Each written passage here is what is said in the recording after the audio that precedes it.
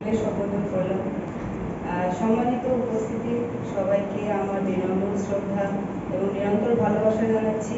আসলে আমি নিজেও একজন শিক্ষক। স্যারের ওয়াইফের পরিচয়ের বাইরেও আমি কুষ্টিয়া সাহিত্যিক নির্বাসন হোসেন মাধ্যমিক বিদ্যালয়ের ইংরেজি বিষয়ের শিক্ষক।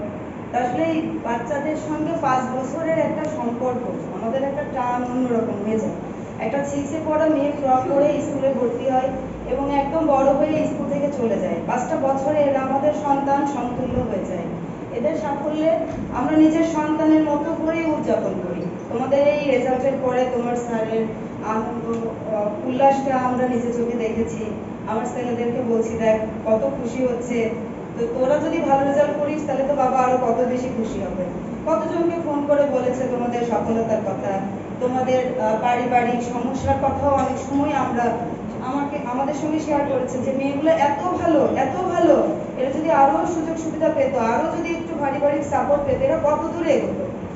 আসলে শিক্ষকতা পেশাটা মহান পেশা।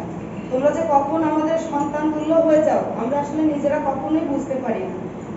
2 বছর তোমাদের সঙ্গে আসা যাওয়া, আমাদের বাসায় এসেছো, তোমরা সবসময় আমাদের বাসায় আসবা, স্যারের আনুগত্যে তোমরা ছিলে, অবশ্যই আসবা, যে কোনো সমস্যা সুবিধায় আসবা।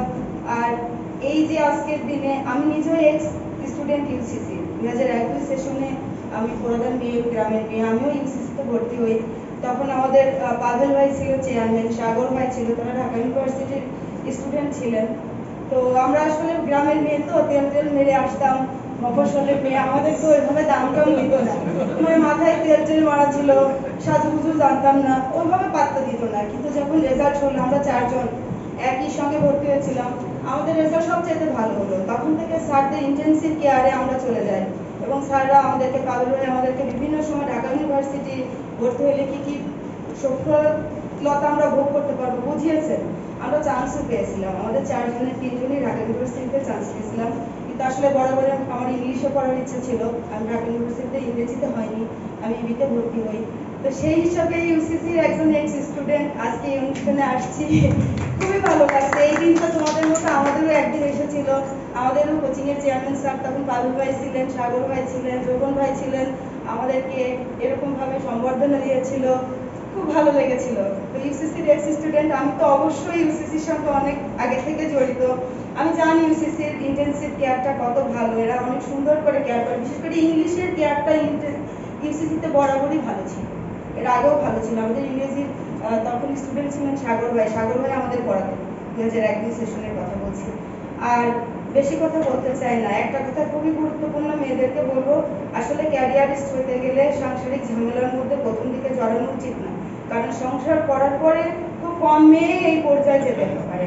আর এই বয়সটা আমি যখন ভর্তি হই ইউনিভার্সিটিতে, আমার কাকা তখন আমাকে বলেছিলেন, একটা সিঁড়ির মতো, তুমি যদি এখান থেকে একবার উপরে উঠে যাও তোমাকে কেউ টেনে নামাতে পারবে না, কিন্তু তুমি যদি এই ইউনিভার্সিটি লাইফে একবার সার্ভিস করে যাও তোমাকে কেউ উঠাতে পারবে না। আসলেই সত্য।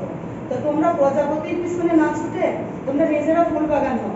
তোমরা যদি নিজেদেরকে ফুল বাগান হিসেবে গড়ে তুলতে পারো, প্রজাপতিরা এমনিই আসবে, প্রজাপতির পেছনে দৌড়ানো লাগবে না।